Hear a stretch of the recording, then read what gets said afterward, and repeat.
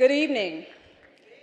So before I even start and thank anyone, I just hope that everyone has had a lot of red meat, a lot of wine, because I do not like that I'm coming after Gabrielle Union. Let me just say. So if you want to just sit back, good. We put in a little bit of time between the two of us. But I'm really pleased to be here, and thank you, Sheris, for the warm welcome. And I'm really delighted because with this incredible organization that has just been so bold and so tenacious in helping to envision and create a new kind of workplace in this country. And it was decades ago when some of us thought that we should feel very lucky to have our jobs as women. And it was this organization that identified the mismatch between women's complex, multifaceted lives and the often rigid expectations that employers had for their workers. And that was our reality for women. That was me. There were women who held jobs in offices, in factories, in restaurants, in hospitals, and most other workplaces. And we were the women who were in the round peg forced into the square hole. That was us. And more of us were essential breadwinners, and breadwinners for our families, for everyone around us, but we were still the primary caregivers for our families, like you saw in the video. We were the chief executive officers for our families, not for the corporations of America or this world. We were involved in all the health and all the education decisions in our households. So while women were holding jobs, we were also responsible for child and elder care, medical appointments, school meetings, and even more. And workplaces were doing very little to recognize or accommodate any of those challenges, none of them at all. But this organization decided to address the pervasive and the overwhelming unfair balance against women and caregivers. They thought enough to rectify that women of color and single-parent families, they suffer the most. And this organization fought to help people understand that we need to all be partners in fixing these problems, shaping the lives of generations of women. So the National Partnership recognized that these failures were costing women, it was costing families to break down, it was costing businesses to be less successful, and it was costing the country dearly. So you identified it, what I think is so important, you identified it as discrimination, and most people don't define it that way. You defined it that women were harmed and businesses were harmed and undermined both socially and economic equity. And you did something about it.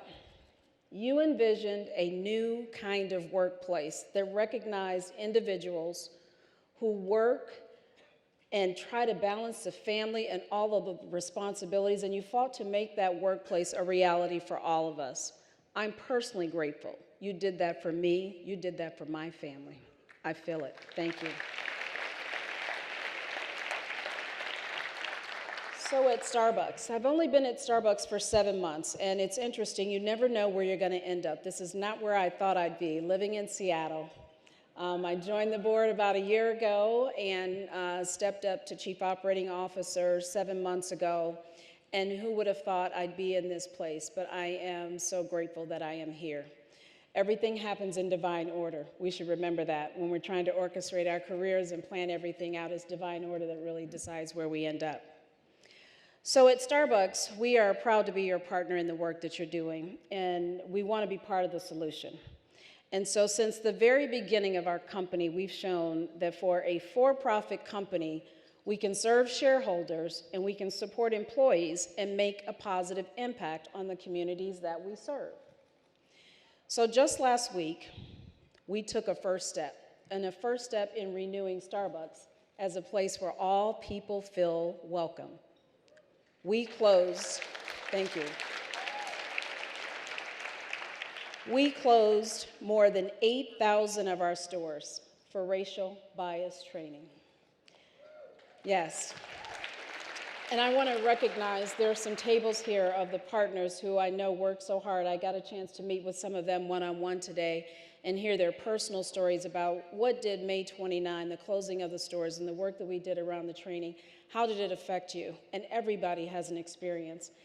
And it made them proud to be a partner. It made me proud to lead them and to offer them the opportunities to learn more about themselves and to recognize that we all have biases.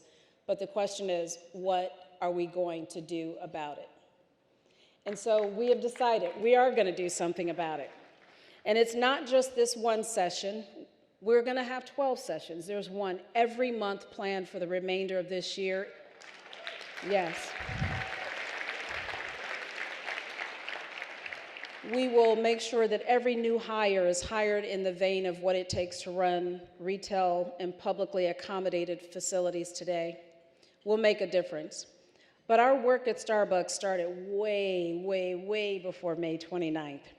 And it started by providing access to health care and benefits for full and part-time employees more than 20 years before the Affordable Care Act was even thought of. In 1991, Starbucks offered stock options, which turned all of our employees into partners. So you'll hear us talk about our partners, and that's why. We offer full college tuition, full paid coverage. We offer parental leave and paid sick time policies for everyone.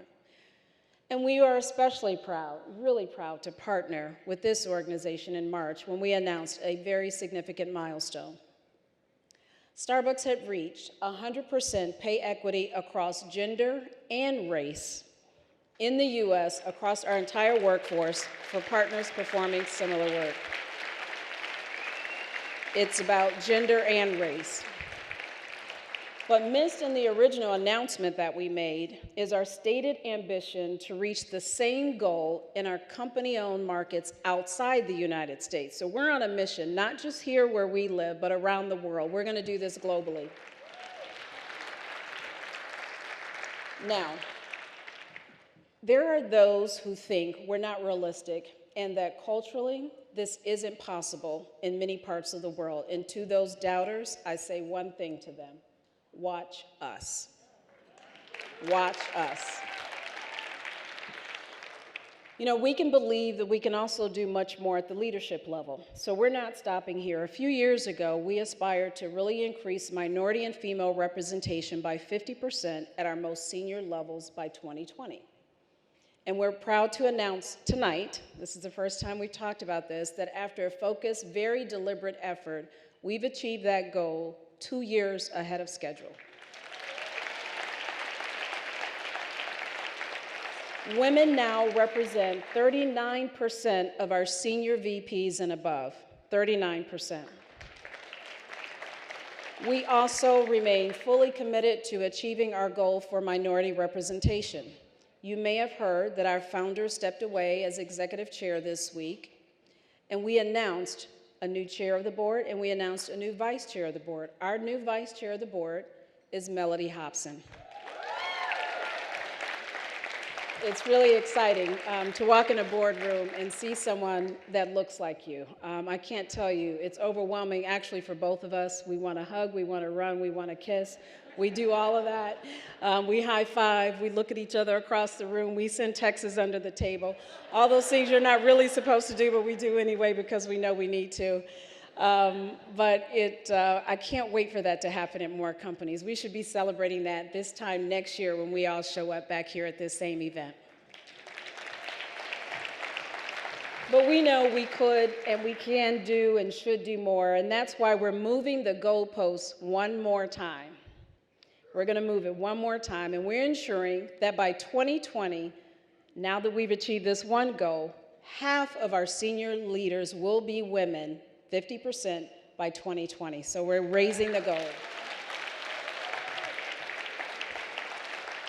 So at Starbucks, we will never, ever stand still, and we'll never accept the status quo. So with your help and the work that you're doing, you can count on us. Hold us accountable as we continue to push forward and demonstrate leadership in this critical area. And you can count on us to look for new ways to improve the lives of our partners and their families, and to urge our peers to do the same for their employees. It is okay to shame your other companies around you. I believe in shaming other people. And you can count on us really to be a resource for policymakers and to share what we've learned and to champion what's possible. And lastly, you can count on us to celebrate and to expand upon the progress you've helped to make. And on behalf of everyone at Starbucks, we applaud everything that you're doing here. And we really want to see all the success come forward as you improve the lives of women and families. We want to be a part of it. And we're proud to partner with you as you look at helping women succeed as equals at work and to show, as the inspiring women have done tonight, that failure and the future for women, you can't have failure. The future for women is now. So I want to thank you and encourage all of us, step up, step out, fill out the envelope, and be counted for. Thank you.